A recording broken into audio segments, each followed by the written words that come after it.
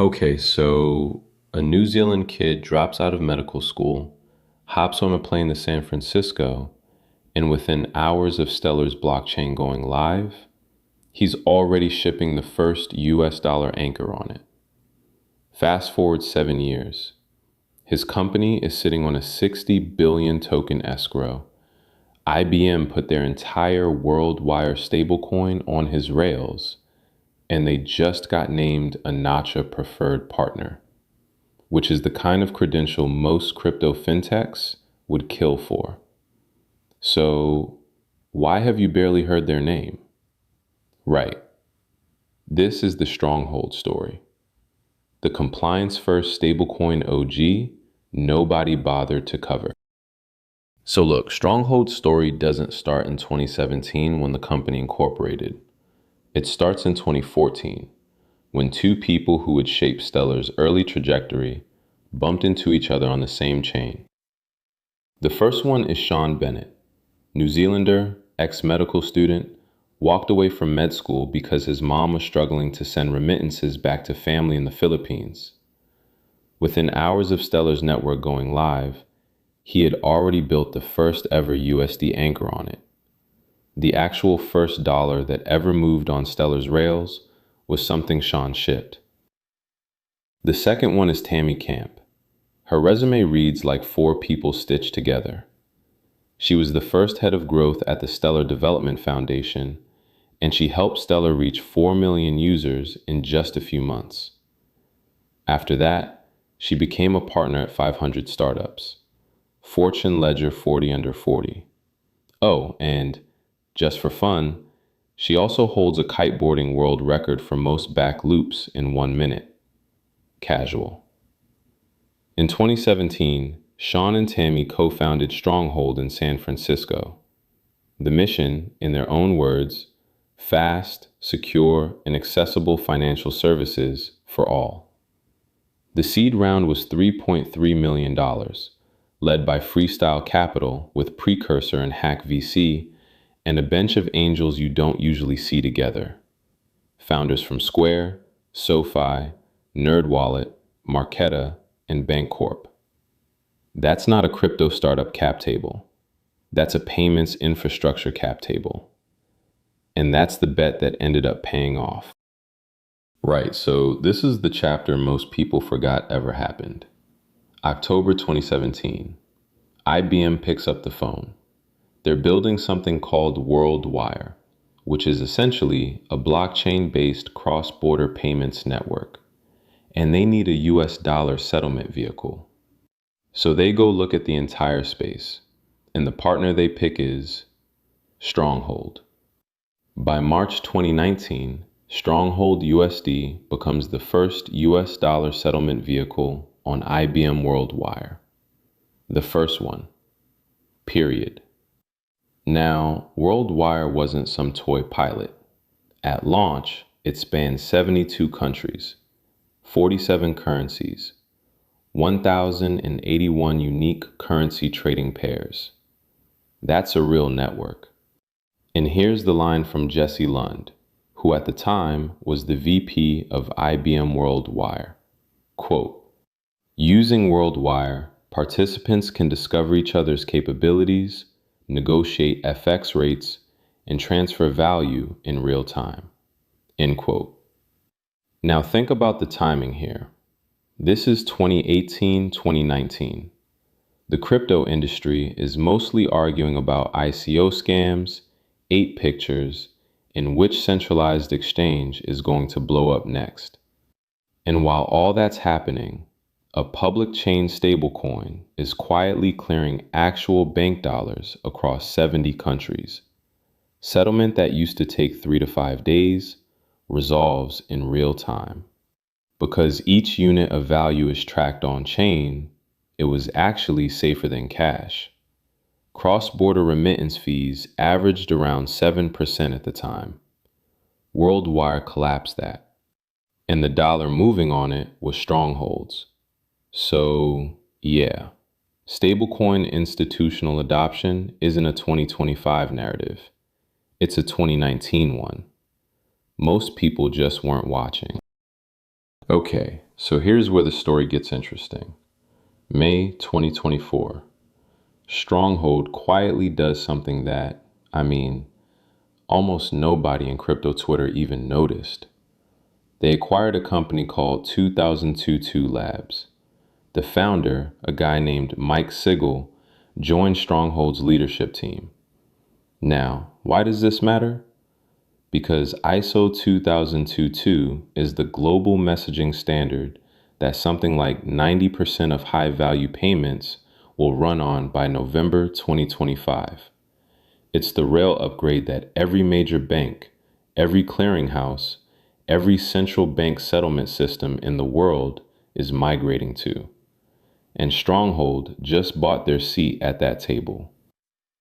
Then, August 2024, Stronghold becomes a Nacha preferred partner for ACH Experience and ISO 2022. If you don't know Nacha, they're the ones who run the US ACH network, the thing your paycheck moves on. They picked Stronghold to be a preferred partner. Tammy Camp put it like this, quote, Stronghold is able to provide its unique focus and expertise on pay-by-bank embedded payments to the wider network, end quote. Yeah, and stack the credentials, right? 3 consecutive Nacha ACH audits, SOC 2 Type 2 certified, native ISO 2022 support. These aren't crypto bro credentials.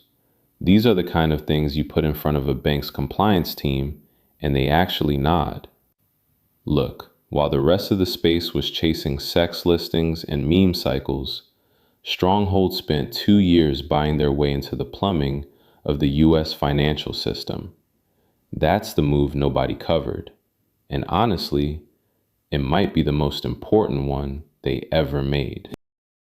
Right, so let's talk about the SHx token, because this is where it gets really interesting. Total supply is fixed at 100 billion. Circulating right now is about 5.8 billion, so call it around 6%. And here's what immediately separates SHx from the 2017 ICO crowd. There was no ICO, no IEO, no TGE. They never sold tokens to retail to fund the company. About 5% got airdropped to early users in 2018, and the rest is released slowly through a structured framework. No launch valuation to defend, no dump cycle. But the part nobody talks about is the escrow.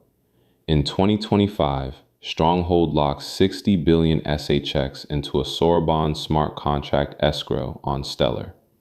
The structure is unusual.